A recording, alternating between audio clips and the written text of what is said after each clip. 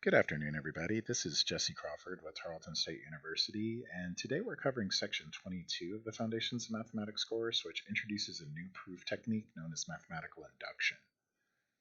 As a quick reminder, this set of numbers is called the natural numbers. It's basically all of the non-negative integers, and it's common to see propositions that will reference natural numbers. So we can see this proposition says that if n is a natural number, then if we square all the natural numbers from 0 to n, that sum will be equal to this fraction on the right-hand side. And we can verify this for certain values of n. We can take, for example, when n is 0, this sum on the left-hand side would just be 0 squared, which of course is 0. And the right-hand side, it's easy to see that that's 0 because we have the 0 right here. We can look at some more examples. If n is 1, we have 0 squared plus 1 squared is 1, and then this fraction on the right-hand side is 6 over 6, which is 1. And this will just continue. When n is 2, both sides are equal to 5. Whenever n is 3, both sides are equal to 14.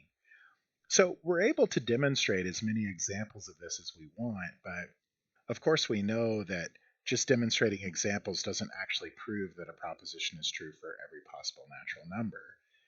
And when we try to prove that with just a simple direct proof, it seems to be pretty difficult because, the direct proof, we would basically just say let n be a natural number, and then we want to show that this sum on the left-hand side is equal to the fraction on the right-hand side.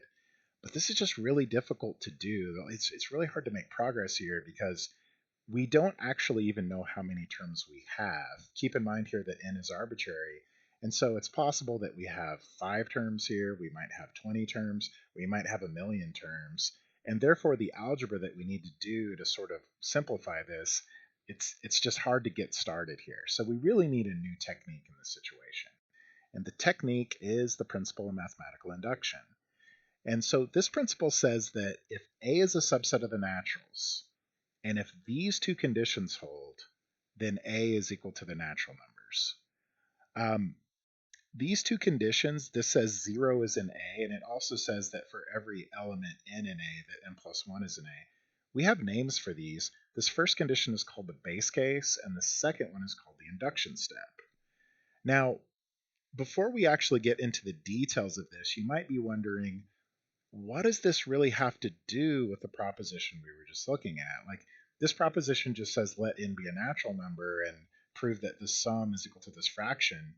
Where's the set A coming in? How does that have any relevance to this proposition? So the answer to that question is the way that induction works is you simply let A be the set of natural numbers that satisfy the condition that you're interested in. Once you've done that, you need to go through the base case and the induction step, and we're about to see how to do that in detail. But once those steps are done, the result of that is that A is equal to the natural numbers.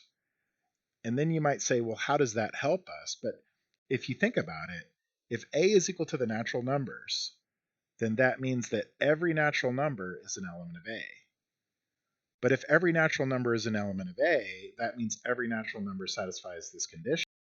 But if this condition holds for every natural number, that means this proposition is true. So we're done at that point. So let's go ahead and take a look at how this base case and induction step work in detail. Go ahead and exit out of this slideshow and move over to this document, which has all the details for that. We've got our principle of mathematical induction here again, and the proposition that we're trying to prove. So how does this work? Basically, on every induction proof, you're going to do 3 things. You're going to define your set A, which is always just the set of natural numbers that satisfy the condition that you're working with.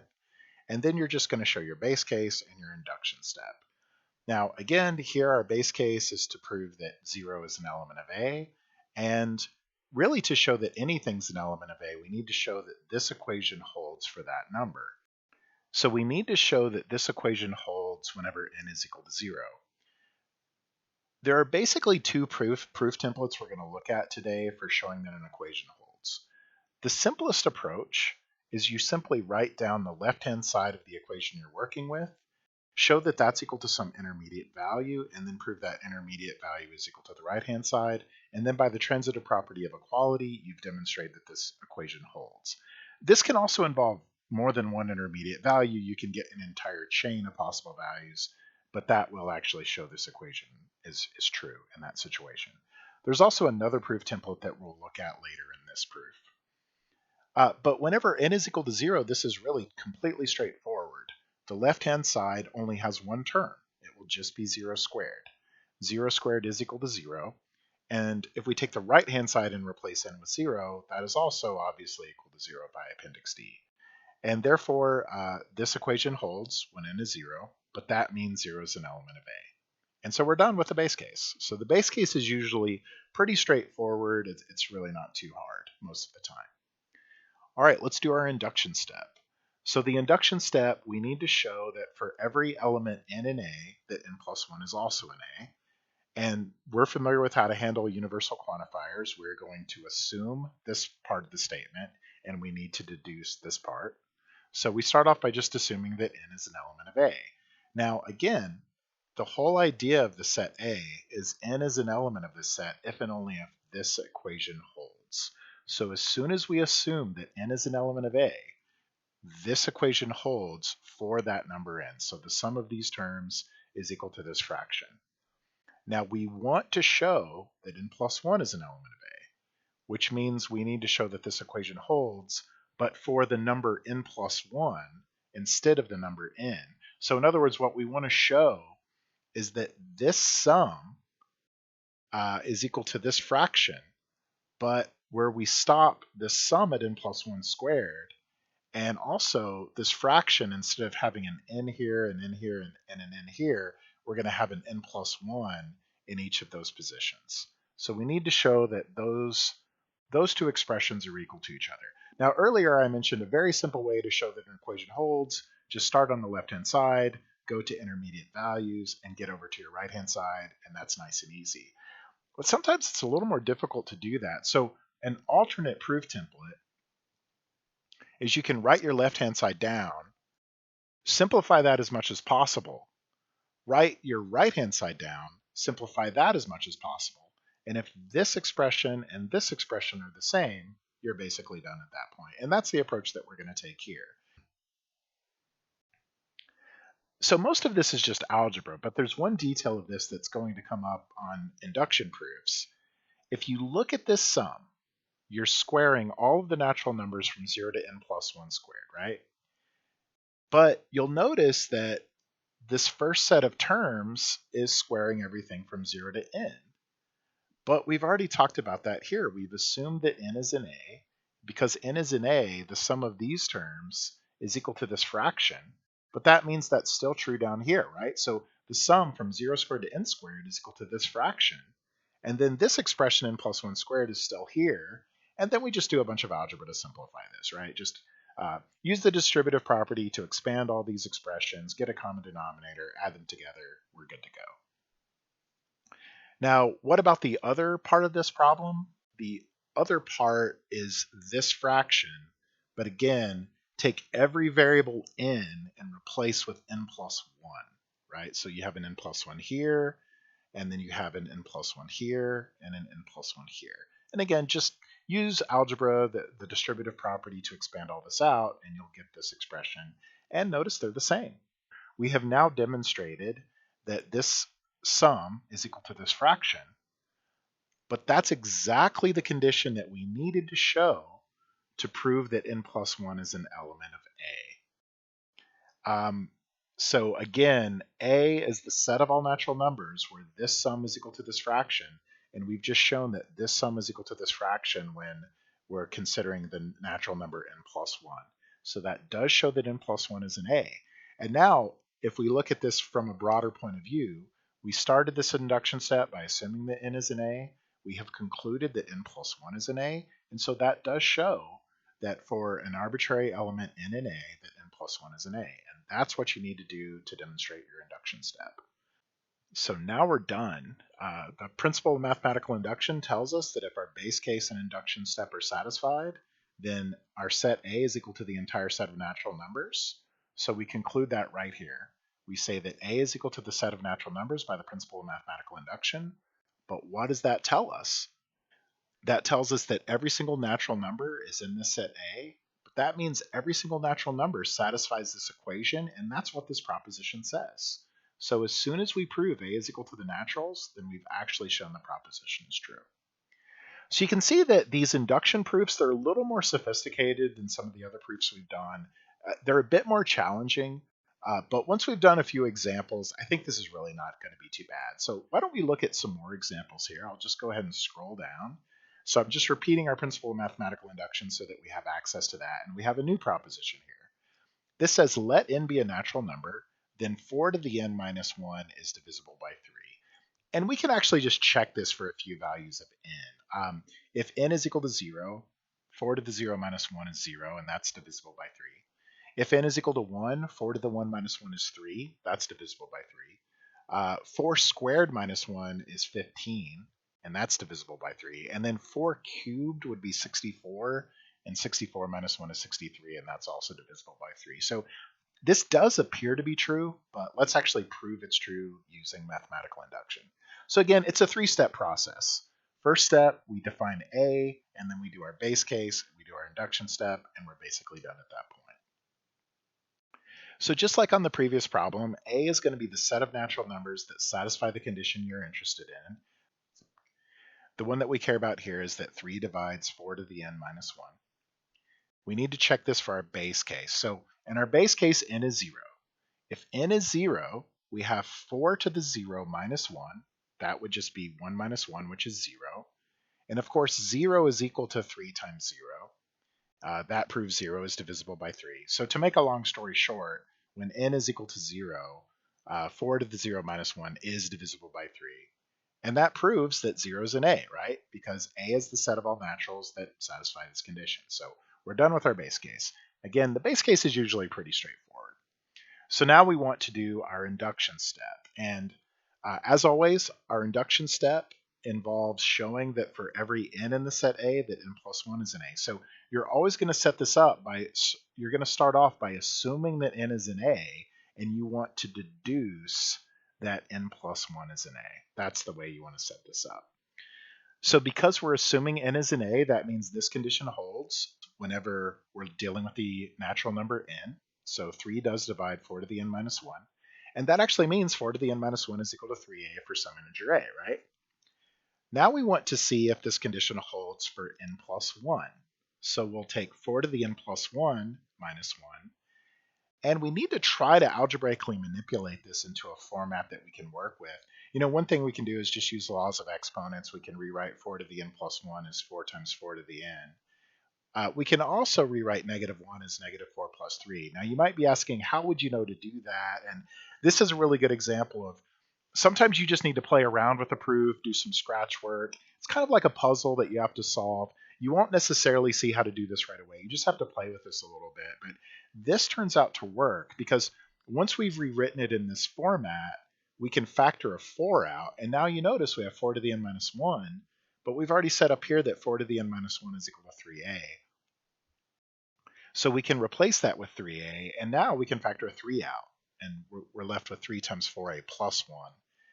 And of course, that proves that 4 to the n plus 1 minus 1 is equal to 3 times some integer, but that means that 3 divides 4 to the n plus 1 minus 1. But that is exactly this condition for the natural number n plus 1, and that means that n plus 1 is an element of the set A by definition of A. So we've started off here by assuming that n is an A, and we've deduced that n plus 1 is an A, and that proves that our induction step holds. So we are now done with the base case and the induction step, and we have now proven that A is equal to the set of natural numbers. And as always, if A is the set of all natural numbers, that means every single natural number satisfies this condition, but that's exactly what our proposition says.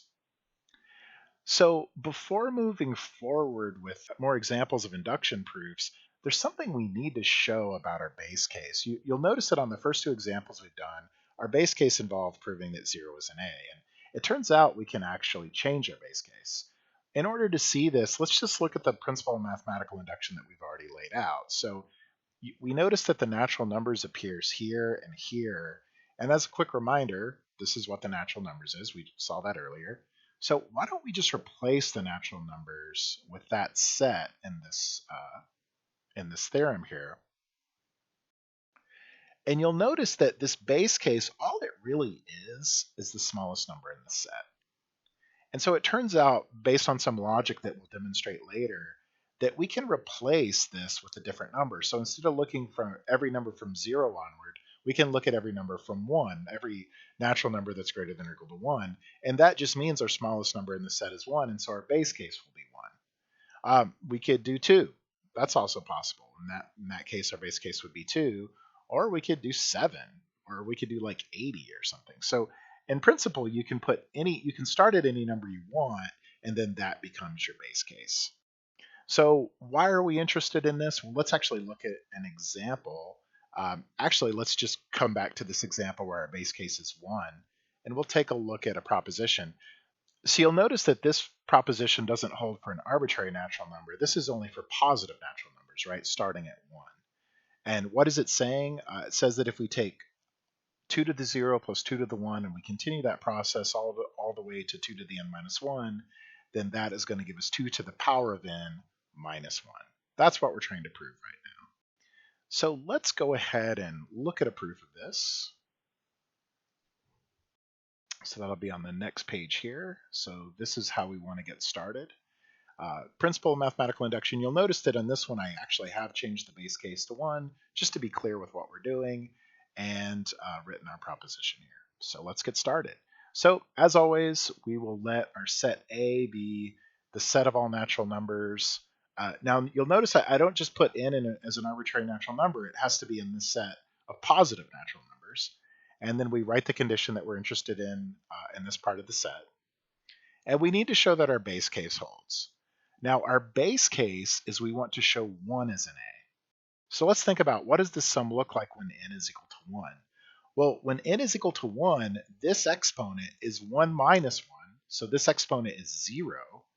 This term would be 2 to the 0. But actually, that's just the first term. And we're not going to repeat terms, right? So this entire sum just has one term in it when n is equal to 1. It's just the first term, 2 to the 0.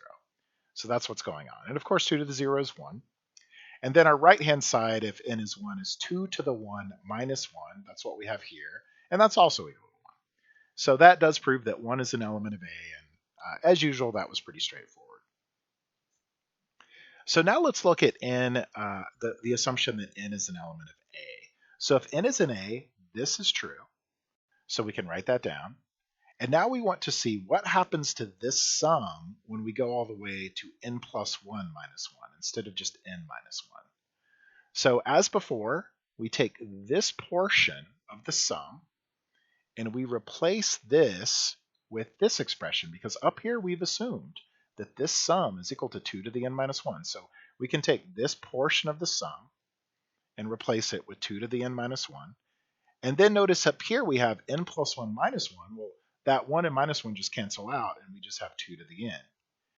And now we can just do some algebra. We can move this term over, collect like terms, and we have 2 times 2 to the n. But by laws of exponents, that's 2 to the power of n plus 1 minus 1. But all of a sudden, we realize we've proven what we wanted to prove.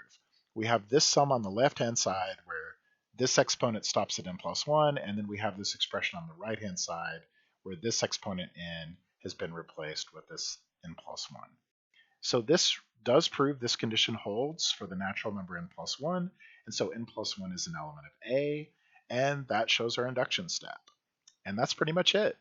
At this point, this shows that A is equal to the set of all positive integers, but that means that every single positive integer satisfies this condition, and that means this proposition is true. Okay, so before we go on to our next example, we basically need to develop sort of a stronger version of mathematical induction. You might think of it as like an industrial strength version of mathematical induction. It's actually just called strong induction. Now, what we're used to doing is we're used to proving that for every n in A, if n is an A, then n plus 1 is A. So the proof is straightforward. We just assume n is an A, and we prove n plus 1 is an A. That's how the examples have worked so far. But on strong induction, everything is the same. And you'll notice here, by the way, I've changed my base case to 1. Again, our base case can be anything. Your base case can be 0, it can be 1, it can be a really big number like 50. It doesn't really matter. In this case, I'm just using 1 for the sake of this example. So your base case is still the same. This just says 1 is an A. But the induction step, instead of just saying if n is an A, n plus 1 is an A, you actually assume that all of the natural numbers in this range are an A, and then you deduce that n plus 1 is an A. And the conclusion is still the same. This shows the conclusion of this is that A is the entire set. And once that's true, that means your result is true for every single number in the set. Let's look at an example of this. So this proposition, it says, suppose that we have a sequence A1, A2, A3, and it's a sequence with the property that A1 is equal to 1, A2 is equal to 3, and then we have a recursion formula that says that A sub n is equal to A sub n minus 2 plus 2 times A sub n minus 1 for every single natural number greater than or equal to 3. If we define the sequence in this way, then we will be able to prove that every single value of A sub n is odd. Now, some of you may have seen a recursion set up like this before, and if you have, that's great. If you haven't, let's just kind of go through and talk about how this works. So again, this is a sequence of numbers like you would see in a calculus class. The first element of the sequence is the number 1. That's just by definition here. The second element of the sequence is 3. That's also just by definition here. Once you've got your first two elements, how do you make progress? Well, this recursion formula tells you how to do it. So, for example, when n is 3, this would say that a sub 3 is a sub 1, right? Because if n is 3, this is 3 minus 2 is 1. So this would say that a sub 3 is a sub 1 plus 2 times a sub 2. Okay, well, a sub 1 is 1, and a sub 2 is 3. So if we take 1 plus 2 times 3, that's 7, and our next element is 7. That might have been a bit kind of convoluted to follow. So why don't we think of this in a much simpler way? And I think this will be a lot more clear. What this really tells you is if you want to get a new element of this sequence, you take the previous element, which is a sub n minus 1, you double that, and then you just add the thing that was 2 elements back. So like the way we got the 7 is we doubled 3 and got 6, and then 6 plus 1 is 7. So that's all you're going to do. So like here, we're going to take double 7 is 14, 14 plus 3 is 17. That's really what this recursion formula is telling us to do. Double 17, you get 34, 34 plus 7 is 41. Double 41, you get 82, 82 plus 17 is 99. And this is just going to continue in this way. And so far, all the numbers that we've got from the sequence are odd numbers, and that's actually what this proposition says. It says that every single element of the entire sequence is odd. And so let's see how we can use mathematical induction to prove this proposition. And again, we're going to need the strong version of induction in order to prove this. So let's go ahead and take a look at that. All right, so here's our strong principle of mathematical induction. I mentioned earlier that we can make the base case anything we want, and on this problem, I am going to go ahead and make this base case 2. So it might not be clear why I'm choosing a base case of 2, given that the sequence starts at 1. There's actually an argument to starting this at 1, and that is possible. If you prefer to do that, that's fine. Or someone might even choose a base case of 3, and that will also work. There's a few different choices you can make here, and they're all fine. So it's just kind of a matter of preference. So as always, this is a 3-step process. We define a set A, do our base case, do our induction step. Again, my base case in this problem starts at 2, so I'm going to let A be the set of all natural numbers greater than or equal to 2 that satisfy the condition I care about. What is the condition I'm interested in here? I want to prove that A sub n is odd for all of these natural numbers. So that's the condition that we have to the right here. A sub n is odd. Now we need to do our base case. So we need to prove that this condition holds for the base case, which is 2 here. So we're going to look at A sub 2.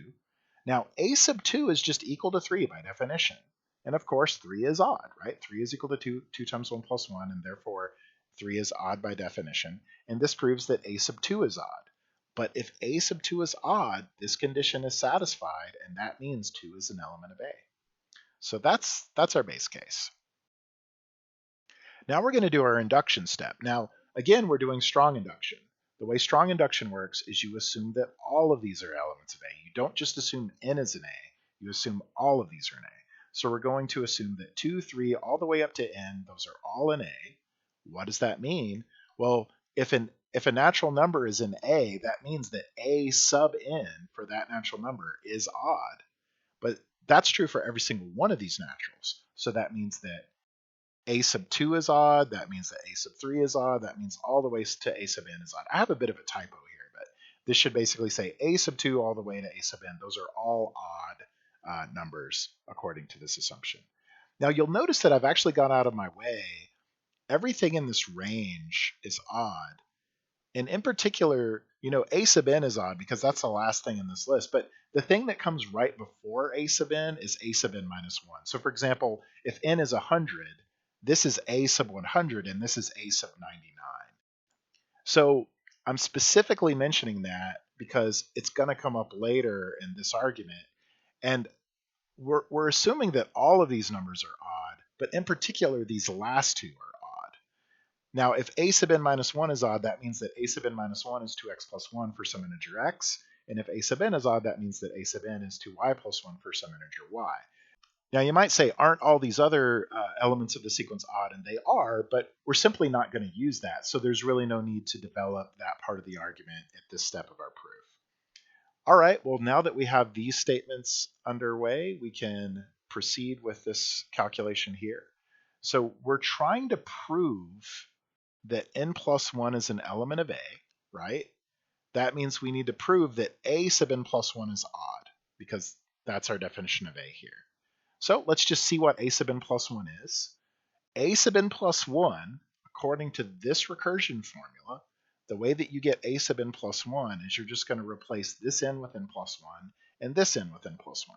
So we're going to get A sub n plus 1 minus 2 plus 2 times A sub n plus 1 minus 1. So I can just take n plus 1 minus 2, that's the same thing as n minus 1, and then n plus 1 minus 1, that's just n. And now we realize that we have the elements that we just defined up here. A sub n minus 1 is 2x plus 1, A sub n is 2y plus 1, so we can simply replace these. We can expand this out and we get 2x plus 4y. And then this 2 times 1, I'm just going to write this as 2 here and this is 1 here. You might say, why not just combine that into 3? But the reason I don't want to do that is because I'm actually immediately going to factor a 2 out. So once we factor this 2 out, we're left with x plus 2y plus 1. And then we also have this plus 1 here. What does this show us? It shows us that A sub n plus 1 is equal to 2 times an integer plus 1. But that means that A sub n plus 1 is odd by definition of odd. And if A sub n plus 1 is odd, up here, A is the set of all natural numbers where A sub n is odd. That means that n plus 1 is an element of A. So we actually have completed our induction step. We started off by assuming that every integer from 2 to n is NA, and we've demonstrated that n plus 1 is an A. And that is the strong induction step. So we've shown this idea here. What is the conclusion that we can draw? Well, the conclusion that we can draw is that A is equal to this entire set. And this set starts at our base case, and I set this up in such a way that my base case is 2. So this shows that A is the set of all natural numbers starting with 2 by the principle of strong principle of mathematical induction. But what does that really tell us? If A is the set of all naturals starting at 2 such that A sub n is odd, and if we've shown that A is actually every natural number greater than or equal to 2, then that proves that A sub n is odd for every natural number greater than or equal to 2. But you might say, well, wait a minute, didn't you want to prove that A sub n is odd for every n? But the thing is, that's not really that big of a deal because we can just say that A sub 1 is 1 and 1 is odd. So in other words, we can treat 1 as a special case. So this part of the proof proves that A sub n is odd for every value, for every natural number n greater than or equal to 2. And then we just say as a special case, we also know that A sub 1 is equal to 1, which is odd. Therefore, A sub n is odd for every possible value of n. Now, someone might bring up the question, why go through all this trouble when you could just make your base case 1 up here? But that would actually be kind of complicated because if we make our base case 1, then we have to do a special case on this induction step depending on whether n plus 1 is equal to 2 or whether it's greater than or equal to 3. And so we would essentially have two base cases. It would get a little complicated. I just wanted to avoid all of that. So I just made my base case 2, handled that entire part of the problem. That shows that a sub n is odd for every value starting at 2. Then just treat 1 as a special case. There's another option you could do. You could actually make your base case 3. That would prove that a sub n is odd for every value from 3 onward, and then you could do two special cases for a1 and a2. There's a few different ways to approach this. They all give you the same result. All right, guys, so that is going to be our last example for today, but I think there's still actually a question that's kind of lingering here when we're looking at the principle of mathematical induction, which is, why is this principle true? This is an important part about mathematics, is we're not allowed to just make stuff up and go with it. If we're trying to use principles to guide ourselves in our proofs, we actually need to know that those principles are true, and that ultimately means we need to be able to prove that these methods that we're using work. So this slide calls this a principle of mathematical induction, but this really is a theorem. And this is a theorem that we can prove, and we're about to do so. Before getting into that, though, let's actually just go through kind of like a quick informal argument to see why this works. So let's just think about what the principle of mathematical induction is saying. So it's just saying if we have a set A, which is a subset of this set, and if 0 is an A, and if this induction hypothesis holds, then the conclusion of all of that is that A is equal to this entire set of natural numbers. So from the point of view of proving this, the way you would want to prove this is you would assume all of this stuff, and your goal would be to deduce that this is true. So in other words, if you want to show that the principle of mathematical induction works, you assume all of this, and now you want to show that A is equal to the set of natural numbers. All right, so how do we do that? Well, if we're assuming all this is true, then in particular, we're assuming that 0 is an A. Well, that means 0 is an A, and we can write that down. But if 0 is an A, we have this condition that says for every element of A, n plus 1 is also an A. Well, that means if 0 is an A, then 0 plus 1 is an A. Well, that means 1's an A. But if 1 is an A, then that means 1 plus 1 is an A, and that means 2 is an A. And then we can do the same thing, and that means 3 is an A. And this is just going to continue like this. So this is really how induction works. Basically, the base case says that 0 is in there. And then what the induction step is telling you is that if any element is in A, then the next guy's also in there. So that means you start at 0, and then you get the next element, which is 1, and you get the next element, which is 2. And you just continue in this way, and you keep getting more and more integers. And that proves that every natural number is an element of A. So that's kind of an informal argument. This doesn't really hold up as like a formal proof because technically there are infinitely many steps here, and we're not really allowed to write a proof that has infinitely many steps. So let's actually write a formal argument that proves that the principle of mathematical induction is true, and then we'll go ahead and call it a day after that. Okay, well, let's go ahead and take a look at this formal proof of the principle of mathematical induction. This is really a different problem than any of the problems that we've done today, because on these previous examples, we were basically looking at a proposition, and then we were using the principle of mathematical induction to prove this proposition, right? So these are just sort of like example exercises in a way. But on this problem, we are going to prove the principle of mathematical induction itself. We're going to prove that this theorem here is true. And this theorem basically just says that if we let A be a subset of the naturals, and if we assume that these statements hold, then it follows that the set A is equal to the set of natural numbers. And we know how to prove a theorem like that. We need to assume all of these conditions are true, and we need to deduce that A is equal to N. So we'll do that. We'll start off by assuming that A is a subset of the naturals, 0 is an element of A, and this induction condition holds. And we want to show that A is equal to the set of naturals. Now, A is a set, and the set of natural numbers is a set. So what we would normally have to do here is show that A is a subset of N and N is a subset of A, but we've actually already assumed that A is a subset of N here. So we only need to show that the naturals are a subset of A. And it's actually pretty fortunate we recently covered proofs by contradiction on our last video. And that's how we're going to prove this. So we are going to prove this by contradiction. In other words, we want to prove that n is a subset of A. So we're going to assume that n is not a subset of A and show that that leads to a contradiction.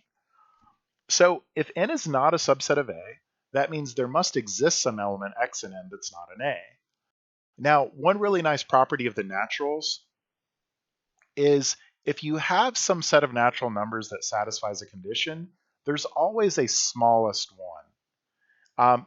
This is not true for a set like the integers because no matter what integer you choose, there's always a smaller one, right? So for example, if someone chooses the integer -1,000,000, that's a really small integer. That's because it's so negative. But someone else can just choose the integer -2,000,000. And so -2,000,000 is smaller than -1,000,000.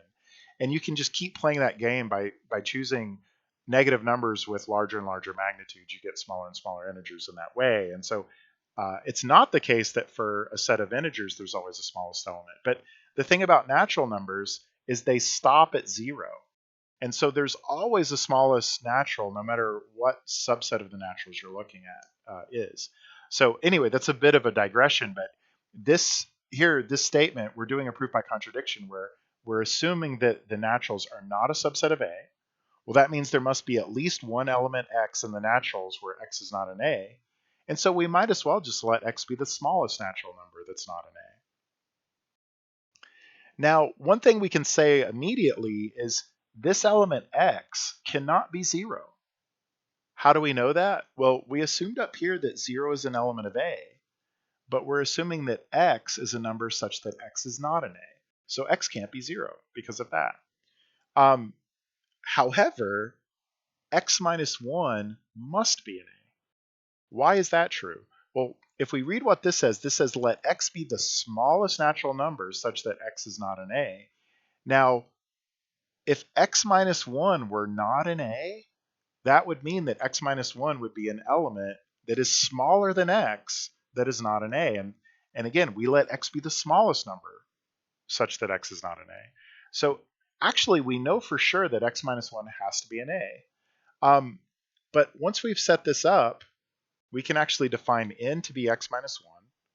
And we can then notice that if n is x minus 1, then n plus 1 is x. And what we've said here is that x minus 1 is an A. That means that this number n that we've just defined is an A. But we set up here that x is not an A, and so n plus 1 is not an A. So we have an example where n is an A and n plus 1 is not an A. But this contradicts our induction assumption up here that for every n in A, n plus 1 is an A. That actually contradicts that. And this contradiction really means, just like we were seeing in the last video, this original assumption that the naturals are not a subset of A can't be true, because this assumption results in a contradiction. Therefore, it must be the case that n is a subset of A. And we've already, again, assumed up here that A is a subset of n, and therefore we can conclude that A is equal to the set of natural numbers. And there we go. We've finally done it. So we've taken all the assumptions of the principle of mathematical induction, and we have shown that the conclusion holds that A is equal to n. And this was really the engine that we used on all of these other examples to do these proofs, is showing that A is the entire set of naturals proves that those conditions hold for every single natural number. All right, guys, so this is a pretty challenging section. We definitely got a nice intellectual workout today. These are the homework problems for this section. And as always, just let me know if y'all have any questions. Feel free to reach out to me. A few different ways to do that. You can email me. Feel free to post a question in Canvas, or also feel free to come to my office hours this semester that are being hosted in Zoom. But all that being said, I hope you all have a great day, and I'll see you next time.